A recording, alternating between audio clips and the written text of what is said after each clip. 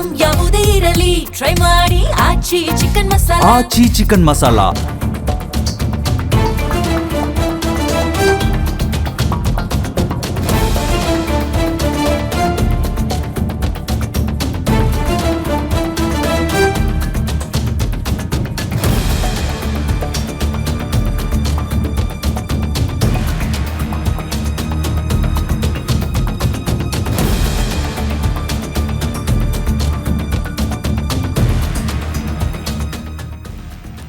ದೆಹಲಿಯಲ್ಲಿ ಇತ್ಯರ್ಥ ಆಗಲಿದೆ ನಾಯಕತ್ವ ಗೊಂದಲ.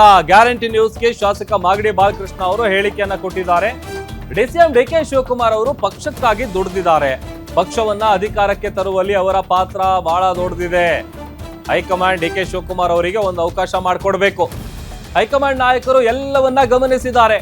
ಈ ಬಾರಿ ಎಲ್ಲವೂ ಕೂಡ ಇತ್ಯರ್ಥ ಆಗಲಿದೆ ಅನ್ನುವಂತ ಭರವಸೆ ಇದೆ. ಸಿಎಂ ಅವರನ್ನ ಸಂಪುಟ ಪುನಾರಚನೆ ವಿಚಾರಕ್ಕೆ ಕರೆದಿಲ್ಲ. ಗ್ಯಾರಂಟಿ ನ್ಯೂಸ್ಗೆ ಎಕ್ಸ್ಕ್ಲೂಸಿವ್ ಹೇಳಿಕೆಯನ್ನು ಕೊಟ್ಟಿದ್ದಾರೆ ಶಾಸಕ ಮಾಗಡಿ ಬಾಲಕೃಷ್ಣ ಅವರು. ಯಾವ ವಿಚಾರಕ್ಕೆ ಕರೆದಿದ್ದಾರೆ, ಏನಾಗತ್ತೆ, ಆಲ್ಮೋಸ್ಟ್ ಡೆಲ್ಲಿಯಲ್ಲಿ ನಾಯಕತ್ವದ ಗೊಂದಲ ಏನಿದೆಯಲ್ಲ ಅದು ಬಗೆಹರಿಯತ್ತೆ ಅಂತ ಹೇಳಿಕೆಯನ್ನು ಕೊಟ್ಟಿದ್ದಾರೆ ಮಾಗಡಿ ಬಾಲಕೃಷ್ಣ ಅವರು. ಡಿಸಿಎಂ ಡಿಕೆ ಶಿವಕುಮಾರ್ ಅವರು ಪಕ್ಷಕ್ಕಾಗಿ ದುಡಿದಿದ್ದಾರೆ, ಹಾಗಾಗಿ ಅವ್ರಿಗೊಂದು ಅವಕಾಶ ಸಿಕ್ಕೇ ಸಿಗುತ್ತೆ ಅನ್ನುವಂಥ ಭರವಸೆ ನಮಗಿದೆ ಅಂತ ಸ್ಟೇಟ್ಮೆಂಟ್ ನೀಡಿದ್ದಾರೆ. ಕಾಂಗ್ರೆಸ್ನ ಕುರ್ಚಿ ಕದನಕ್ಕೆ ಇಂದು ಕ್ಲೈಮ್ಯಾಕ್ಸ್ ಸಿಗುತ್ತಾ ಅನ್ನೋದೇ ಸಾಕಷ್ಟು ಕುತೂಹಲಕಾರಿ ಆಗ್ತಾ ಇರುವಂಥದ್ದು. ಈ ಕುರಿತಂತೆ ನಮ್ಮ ಜೊತೆಗೆ ಮಾತನಾಡಲಿಕ್ಕೆ ಹಿರಿಯ ಶಾಸಕರಾದಂಥ ಮಾಗಡಿ ಬಾಲಕೃಷ್ಣ ಅವರಿದ್ದಾರೆ. ಅವ್ರನ್ನೂ ಸಹ ಮಾತಾಡಿಸ್ತೀನಿ. ಸರ್, ಇವತ್ತು CM ಸಿದ್ದರಾಮಯ್ಯ ಮತ್ತು DCM DK ಶಿವಕುಮಾರ್ ಅವರು ಇಬ್ಬರು ನಾಯಕರುಗಳು ಸಹ ಹೈಕಮಾಂಡ್ ನಾಯಕರುಗಳು ಬುಲಾವನ್ನು ಕೊಟ್ಟಿದ್ದಾರೆ. ಕುರ್ಚಿ ಕದನಕ್ಕೆ ಇವತ್ತು ತೆರೆ ಬೀಳುತ್ತಾ ಅಂತ? ನಾವೆಲ್ಲ ಕಾಂಗ್ರೆಸ್ ಪಕ್ಷದ ಕಾರ್ಯಕರ್ತರು ಬಹು ದಿವಸಗಳ ನಿರೀಕ್ಷೆ, ಒಂದು ಅಂತಿಮವಾದಂಥ ಈ ಒಂದು ತೀರ್ಪು ಹೊರಬರಬೇಕು ಅಂತಕ್ಕಂಥದ್ದು, ಬಹುಶಃ ಅದು ಆಗ್ತದೆ ಅಂತಕ್ಕಂಥ ಆತ್ಮವಿಶ್ವಾಸ ನನಗಿದೆ. DCM DK ಶಿವಕುಮಾರ್ ಅವರು ಸಹ ಪಕ್ಷವನ್ನು ಕಟ್ಟಿರುವಂಥದ್ದು, ಸರ್ಕಾರವನ್ನು ಅಧಿಕಾರಕ್ಕೆ ತಂದಿರುವಂಥದ್ದು, ಅವರು ಮಾಡಿರ್ತಕ್ಕಂಥ ಕೆಲಸಕ್ಕೆ ಕೂಲಿ ಸಿಗುತ್ತಾ ಕೊನೆಗಾದ್ರು ಅಂತ? ಅದೆಲ್ಲ ಹೈಕಮಾಂಡ್ ಗಮನಿಸ್ತಾ ಇದೆ, ಯಾರ್ಯಾರು ಏನೇನು ಮಾಡಿದ್ದಾರೆ ಪಕ್ಷಕ್ಕೋಸ್ಕರ ಅಂತ. ಬಹುಶಃ ಅದಕ್ಕೆ ನ್ಯಾಯ ಕೊಡ್ತಾರೆ ಅಂತ ಅಂದ್ಕೊಂಡಿದ್ದೀವಿ. ಅಂದರೆ ಈಗ ಕೊನೆ ಕ್ಷಣದಲ್ಲಿ ಸಿಗುತ್ತೆ ಅನ್ನೋ ಭರವಸೆ ಇದೆ ಅಂತೀರಾ? ನಿಮ್ಮಂಗೆ ಮಾಧ್ಯಮದವ್ರಂಗೆ ನಾವು ಭರವಸೆ ಇಟ್ಕೊಂಡಿದ್ದೀವಿ. ಒಂದು ಕಡೆ ನೀವು ಭರವಸೆ ಇಟ್ಕೊಂಡಿದ್ದೀರಾ, ಇನ್ನೊಂದು ಕಡೆ CM ಸಿದ್ದರಾಮಯ್ಯನವರು ಅವರ ಆಪ್ತ ವಲಯದಲ್ಲಿರ್ತಕ್ಕಂಥ ಎಲ್ಲ ಸಚಿವರು ಸಹ CM ಸಿದ್ದರಾಮಯ್ಯನವರೇ 5 ವರ್ಷಗಳ ಕಾಲ ಮುಂದುವರಿಬೇಕು ಅನ್ನೋ ಒಂದು ಬೇಡಿಕೆಯನ್ನು ಇಡ್ತಾ ಇರುವಂಥದ್ದು. ಮಂತ್ರಿಗಳ ಬೇಡಿಕೆ, ಶಾಸಕರ ಬೇಡಿಕೆ ಅಲ್ಲಿ ಪ್ರಮುಖವಾದಂಥ ಪಾತ್ರ ವಹಿಸಲ್ಲ. ಅಲ್ಲಿ ಹೈಕಮಾಂಡು ಎಲ್ಲರನ್ನು ಕೂಡ, ಎಲ್ಲ ವಿಚಾರಗಳನ್ನ ಕೂಡ, ರಾಜ್ಯದ ವಿಚಾರಗಳೆಲ್ಲ ಕೂಡ ತಿಳ್ಕೊಂಡಿದ್ದಾರೆ. 28ಕ್ಕೆ ಚುನಾವಣೆ ಆಗಬೇಕು. ಇಬ್ಬರು ನಾಯಕರನ್ನು ಕೂಡ ವಿಶ್ವಾಸಕ್ಕೆ ತೆಗೆದುಕೊಂಡು ಒಂದು ತೀರ್ಮಾನ ತಗೋಬೇಕು. ಅಂದರೆ ಕೊನೆಗೂ ಬದಲಾವಣೆ ಆಗುತ್ತೆ ಅನ್ನೋ ನಿರೀಕ್ಷೆ ಇದೆಯಾ ಸರ್? ನಾವು ಹೇಳಿಲ್ವಾ, ನಾಯಕತ್ವದ ವಿಚಾರ ನಾವು ಮಾತಾಡ್ತಕ್ಕಂಥದ್ದು ಸೂಕ್ತ ಅಲ್ಲ. ಅದು ಹೈಕಮಾಂಡು ಶೀಘ್ರವಾದಂಥ ನಿರ್ಧಾರ ತಗೋಬೇಕು. ಸಚಿವ ಸಂಪುಟ ಪುನರ್ರಚನೆಗೆ ಮಾತ್ರ ಹೋಗಿರುವಂಥದ್ದು CM ಸಿದ್ದರಾಮಯ್ಯನವರು, ಅದಕ್ಕೆ ಮಾತ್ರ ಅವಕಾಶ ಕೇಳಲಿಕ್ಕೆ ಹೋಗಿದ್ದಾರೆ ಅನ್ನೋ ಒಂದು ಮಾತು ಸರ್. ಇದೆಲ್ಲ ಹೂವಾಪೋದ ಮಾತುಗಳಿವೆಲ್ಲನೂ ಕೂಡ.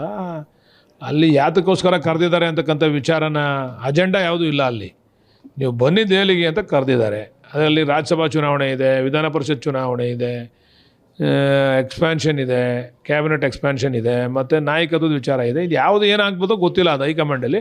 ಬಟ್ ಯಾರಿಗೂ ಕೂಡ ಅಜೆಂಡಾ ಕೊಟ್ಟಿಲ್ಲ ಈ ವಿಚಾರಕ್ಕೆ ನೀವು ಬನ್ನಿ ಅಂತ. ಅಜೆಂಡಾ ಇಲ್ಲದೆ ಇರೋದ್ರಿಂದ ಹೈಕಮಾಂಡು ಏನು ಚರ್ಚೆ ಮಾಡ್ತೋ, ತೀರ್ಮಾನ ತೆಗೆದುಕೊಳ್ತದೋ ಹೈಕಮಾಂಡ್ಗೆ ಬಿಟ್ಟಂಥ ವಿಚಾರ.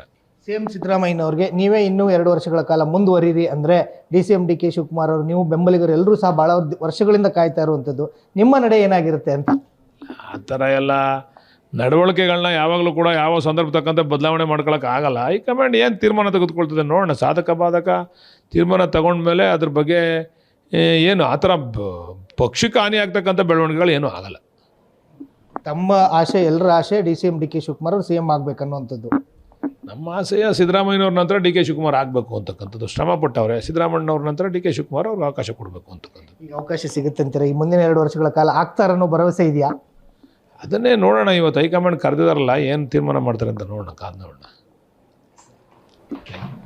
ಇದಿಷ್ಟು ಹಿರಿಯ ಶಾಸಕರಾಗಿರ್ತಕ್ಕಂಥ ಮಾಗಡಿ ಬಾಲಕೃಷ್ಣ ಅವರ ಮಾತುಗಳು. ಹೈಕಮಾಂಡ್ ನಾಯಕರುಗಳು ಇದೀಗ CM ಮತ್ತು DCM ಅವ್ರನ್ನ ಕರೆದಿದ್ದಾರೆ. ಏನು ತೀರ್ಮಾನವನ್ನು ಮಾಡ್ತಾರೆ ಅನ್ನೋದನ್ನ ನಾವು ಸಹ ಕಾತರದಿಂದ ಕಾದು ನೋಡ್ತಾ ಇದ್ದೀವಿ ಅನ್ನೋ ಒಂದು ಮಾತುಗಳನ್ನು ಹೇಳ್ತಾ ಇರುವಂಥದ್ದು. ಕ್ಯಾಮರಾಮನ್ ಅಜಯ್ ಜೊತೆ ವೀರೇಶ್ ದಾನಿ, ಗ್ಯಾರಂಟಿ ನ್ಯೂಸ್, ಬೆಂಗಳೂರು.